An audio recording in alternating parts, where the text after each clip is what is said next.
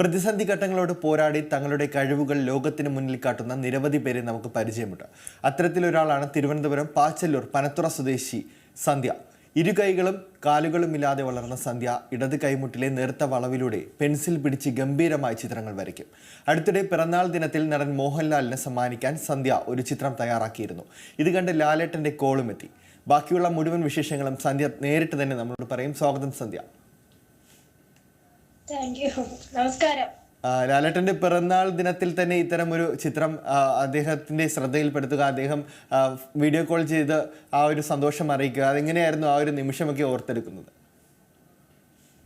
അത് അവര് വന്നത് പറയാതെയാണ് വന്നത്. പക്ഷെ പെട്ടെന്ന് ഒരു ഒട്ടും പ്രതീക്ഷിച്ചില്ല. ലാലേട്ടന്റെ പിറന്നാളിന്റെ അന്ന് ഞാൻ ഒരു ഗിഫ്റ്റ് ആയിട്ട് ഞാൻ വരച്ച ചിത്രം ലാലേട്ടനെ കാണിക്കാനും കൊടുക്കാനും പറ്റുമെന്ന്. എന്തായാലും വലിയ സന്തോഷം തന്നെയാണ് അത്. ഈ ചിത്രരചന എന്നുള്ള ഒരു മേഖലയിലേക്ക് അതെങ്ങനെയാണ് അങ്ങോട്ടേക്ക് എത്തിപ്പെടുന്നത്? അതൊരു 5 വയസ്സൊക്കെ ആയപ്പോ തന്നെ സാധാരണ ഒരാളെ പോലെ പുറത്തൊന്നും ഇറങ്ങാൻ പറ്റാത്തതുകൊണ്ട് ചെറിയ രീതിയിൽ ബുക്കിന്റെ ബാക്കിൽ എന്തെങ്കിലുമൊക്കെ വരയ്ക്കുമായിരുന്നു. പിന്നെ തുടർന്ന് മുന്നോട്ട് പോകും തോറും അതിനോടൊരു ഇഷ്ടം കൂടി കൂടി വന്നു. അപ്പം ഒരു 4ാം ക്ലാസ് ഒക്കെ എത്തിയപ്പോൾ ഇത്തിരി കൂടി നന്നായിട്ട് വരയ്ക്കാൻ തുടങ്ങി. അങ്ങനെ ഒരു 5ലൊക്കെ ആയപ്പോഴ് അമ്മയുടെ ഒരു ഫ്രണ്ട് വഴി ഒരു സാറ് പഠിപ്പിക്കുന്നു പറഞ്ഞ് എന്നെ അങ്ങനെ ഇവിടെ വിഴിഞ്ഞത്താണ് സാർ പഠിപ്പിക്കുന്നത്. അപ്പം സാറിനോട് പോയപ്പോ സാറ് പഠിപ്പിക്കാന്ന് പറഞ്ഞു. അങ്ങനെ ഇപ്പൊ മുന്നോട്ട് കൊണ്ടുപോകുന്നു ചിത്ര വരെയൊക്കെ. ഇപ്പോൾ ഈ ഒരു മോഹൻലാലിന്റെ ചിത്രം വരയ്ക്കുന്ന സമയത്ത് ഇത്ര പെട്ടെന്ന് തന്നെ മോഹൻലാൽ വിളിക്കുമെന്നും അതിന്റെ അഭിനന്ദനമൊക്കെ അറിയിക്കുമെന്നൊക്കെ ഒരു വിചാരിച്ചിട്ടുണ്ടായിരുന്നു. എന്തൊക്കെയാണ് ലാലേട്ടൻ പറഞ്ഞത്? ഒരിക്കലും പ്രതീക്ഷിച്ചില്ല. കാരണം എനിക്കൊരു ആഗ്രഹം ഉണ്ടായിരുന്നു കൊടുക്കണമെന്ന്. പക്ഷെ ഇത്രയും പെട്ടെന്ന് അതും പിറന്നാളിന്റെ അന്ന് തന്നെ വീഡിയോ കോളിലൂടെ ആണെങ്കിലും ലാലേട്ടനെ കാണാനും ഒന്ന് വിഷ് ചെയ്യാനും എന്റെ ഒരു ഗിഫ്റ്റ് കൊടുക്കാൻ പറ്റുമെന്ന് വിചാരിച്ചില്ല. ലാലേട്ടൻ ഒരു പറഞ്ഞ ഇങ്ങനെ മുന്നോട്ട് കൊണ്ടുപോകണം, ഇവിടെ തിരുവനന്തപുരത്ത് എത്തുമ്പം നമുക്ക് കാണാന്നൊക്കെ പറഞ്ഞു. അപ്പോ പഠനമൊക്കെ എങ്ങനെയാണ് മുന്നോട്ട് പോകുന്നത്? ഇപ്പോൾ ഏത് ക്ലാസ്സിലാണ്? ഞാൻ അടുത്ത +1 നന്നായിട്ട് പോകുന്നു. ഇനി അങ്ങോട്ടുള്ള പഠനമാണ് ഇതുള്ള ഒരു പ്രശ്നം. ഇപ്പോൾ തീരുമാനിച്ചിട്ടുണ്ടോ മുന്നോട്ട് ഏത് സബ്ജക്റ്റാണ് എടുക്കേണ്ടതെന്നുള്ളതൊക്കെ തീരുമാനിച്ചിട്ടുണ്ടോ?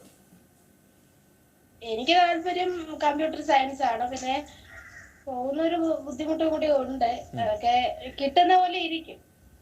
ഇപ്പോൾ 10ാം ക്ലാസ് വരെ ഉണ്ടായിരുന്നൊരു പഠനം, അത് എങ്ങനെയാണ്? അത് സ്കൂളിലൊക്കെ ബാക്കി സുഹൃത്തുക്കളുടെയൊക്കെ ഒരു സഹായം, അതൊക്കെ എങ്ങനെയായിരുന്നു?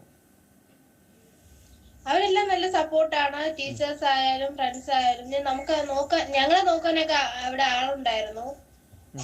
ഞാൻ ആദ്യം പഠിച്ചത് ഗവൺമെന്റ് WLPS പനത്തുറ സ്കൂളിലാണ്. അവിടെ നിന്ന് ഒരു 5ാം ക്ലാസ്സിൽ എത്തിയപ്പം വാഴമുണ്ടം ഗവൺമെന്റ് HS വാഴമുണ്ടം സ്കൂളിലോട്ട് മാറി. അപ്പം അവിടെ ഭയങ്കര സപ്പോർട്ടാണ്. 2 സ്കൂളിലും നല്ല സപ്പോർട്ടായിരുന്നു. അതുകൊണ്ട് തന്നെ എല്ലാത്തിലും അവിടെയുള്ള പ്രോഗ്രാമിലൊക്കെ നല്ലപോലെ പങ്കെടുക്കാനും എല്ലാവരും നല്ല സപ്പോർട്ടാണ്. അത് തന്നെയാണ്. ഇപ്പോൾ ഒരു റിപ്പോർട്ട് കണ്ടപ്പോൾ അതിൽ വീട്ടിലേക്കുള്ള വഴി അതൊരു ശോചനീയാവസ്ഥ തന്നെയാണ്. അങ്ങോട്ടേക്ക് വീൽ ചെയറിലൊന്നും ഒരു അക്സസിബിലിറ്റി ഇല്ലാത്തൊരു കാഴ്ചയൊക്കെ നമ്മൾ കണ്ടു. ഈ സ്കൂളിലൊക്കെ എത്തുമ്പോൾ അതെങ്ങനെയാണ് കൈകാര്യം ചെയ്യുന്നത്? വഴിയുടെ ഒരു പ്രശ്നം ഉണ്ട്. കാരണം വഴി മഴയൊക്കെ പെയ്തു കഴിഞ്ഞാൽ വഴി ആ സൈഡ് അത്രയും വെള്ളമോ ഇപ്പോഴും ഉണ്ട്. മഴ പെയ്യുന്ന കാരണം നല്ല രീതിയിലുണ്ട്. പിന്നെ സ്കൂളിൽ പോകുമ്പോ രാവിലെ ആകുമ്പം അച്ഛനും അമ്മയും ആരെങ്കിലും കാണും അവരുടെ സ്ഥലം. പക്ഷെ പിന്നീടാണ് പ്രശ്നം. വൈകുന്നേരം അപ്പനാണ് എടുക്കുന്നത്. കാരണം അത്രയും ദൂരം വഴിയില്ല. വീൽ ചെയറിൽ നമുക്കൊന്നും ചെയ്യാൻ പറ്റില്ല. വീൽ ചെയർ ഓട്ടിച്ചോണ്ട് വരാൻ പറ്റില്ല. അപ്പം എടുക്കുന്നതൊക്കെ ഭയങ്കര ബുദ്ധിമുട്ടാ. അപ്പൊ ഈ മഴ സമയത്തൊക്കെ സ്കൂളിൽ പോണതും ഭയങ്കര ബുദ്ധിമുട്ടാ. ഇപ്പോൾ സ്കൂളിൽ പോയി കഴിഞ്ഞാൽ ബാക്കിയുള്ള സഹായമൊക്കെ മറ്റു വിദ്യാർത്ഥികളും ഒപ്പം അധ്യാപകരും അവരെല്ലാവരും കൂടി ചേർന്നാണോ ചെയ്യുന്നത്? എങ്ങനെയാണ്? ഞാൻ പറഞ്ഞല്ലോ, സ്കൂളില് ഞങ്ങളെ നോക്കാൻ ആളുണ്ട്, ആന്റി ഉണ്ട്. അപ്പം അവിടെ പോകുമ്പോ ആന്റി ഓട്ടോയിന്നെടുത്ത് ക്ലാസ്സിലൊക്കെ കൊണ്ടാക്കി തരും. ബാക്കിയുള്ളതൊക്കെ കൂട്ടുകാർ സഹായിക്കും, ടീച്ചേഴ്സ് ആയാലും എല്ലാവരും സഹായിക്കും. ഇടയ്ക്ക് ആന്റിയും വരും. ഇപ്പോൾ ഈ ചിത്രരചന പ്രോത്സാഹിപ്പിക്കാൻ മറ്റുള്ളവരൊക്കെ അതിനെ എങ്ങനെയാണ് കാണുന്നത്? ഇപ്പോൾ മോഹൻലാലിന് ഈ ഒരു വാർത്ത വന്നതിന് ശേഷമാണല്ലോ കൂടുതൽ പേർ അറിഞ്ഞു തുടങ്ങിയത്.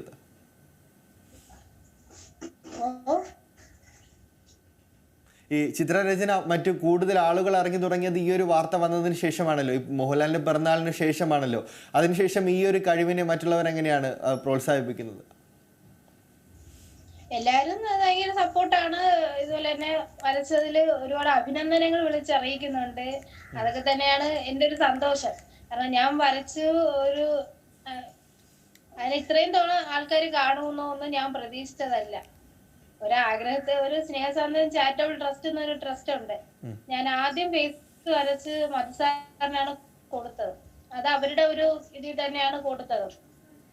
അപ്പം അങ്ങനെ ഇതുപോലെ ഗവർണർ സാറിനും പിന്നെ അങ്ങനെ പറഞ്ഞ് ചെയ്തത് പറഞ്ഞതും പിന്നെ എന്റെ ഒരു ആഗ്രഹത്തിൽ വരച്ചത്. പക്ഷെ ഒരു കൊടുക്കണമെന്നുള്ള ഉണ്ടായിരുന്നെങ്കിൽ ഇത്ര പെട്ടെന്ന് സാറിനെ കാണിക്കാൻ പറ്റുമെന്ന് ഞാൻ വിചാരിച്ചില്ല.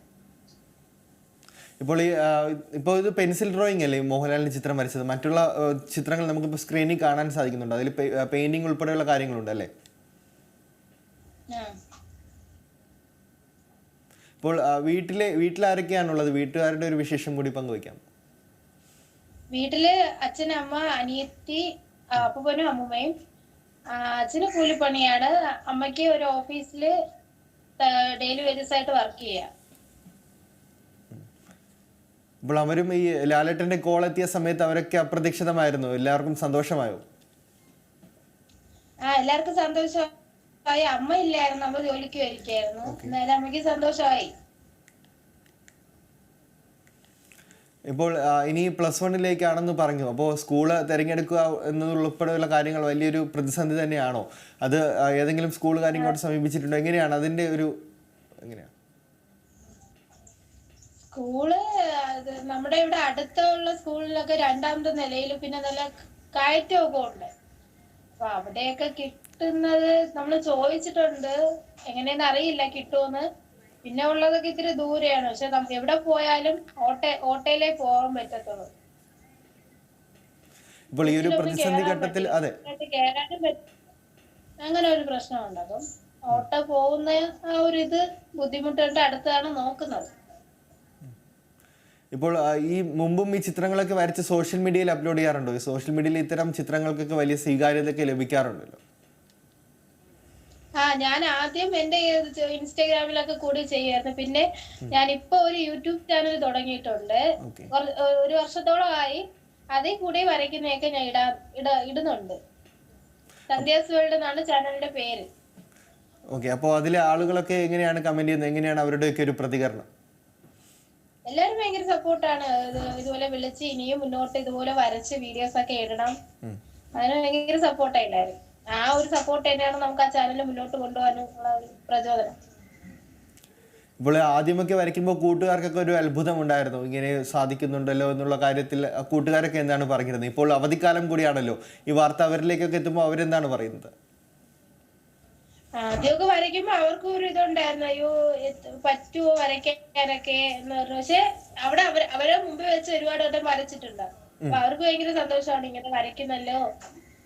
അവര് ഭയങ്കര സപ്പോർട്ടാണ്. അവിടെ സ്കൂളിൽ വെച്ചൊക്കെ മത്സരമൊക്കെ വരുമ്പം അവര് എന്തെങ്കിലുമൊക്കെ എടുത്ത് മാറ്റി തരാനും വെച്ച് തരാനും ഒക്കെ ഭയങ്കര സപ്പോർട്ടാണ്. ഇപ്പം ഇതുപോലെ ഈ വാർത്തകളൊക്കെ വന്നപ്പോ എന്റെ ഫ്രണ്ട്സിനെ അവർക്കൊക്കെ ഭയങ്കര സന്തോഷമായി. ഞാൻ മുന്നോട്ട് പോകണമെന്ന് തന്നെയാണ് അവരുടെ ആഗ്രഹം. ഈ ചിത്രരചന പഠനത്തോടൊപ്പം തന്നെ കൊണ്ടുപോകണം എന്ന് തന്നെയല്ലേ ആഗ്രഹം? അപ്പോൾ അതിന്റെ ഒരു പഠനം ഏതൊക്കെ പല പല മേഖലയുണ്ടല്ലോ ചിത്രരചനയിൽ തന്നെ, അതിലേതാണ് താല്പര്യമുള്ളത്? അത് ഇത് മുന്നോട്ട് കൊണ്ടുപോകണം. പിന്നെ ചിന്തിച്ചിട്ടില്ല. ഡ്രോയിങ് ക്ലാസ്സിൽ പോയിക്കൊണ്ടിരിക്കുക. പിന്നെ ഈ +2 കൂടി കഴിഞ്ഞിട്ട് അതിന്റെ ഒരു ചിത്രരചന ഒരു എന്തെങ്കിലും പഠിക്കാനും കൂടി പറ്റുമെങ്കിൽ അതും കൂടി ശ്രമിക്കും.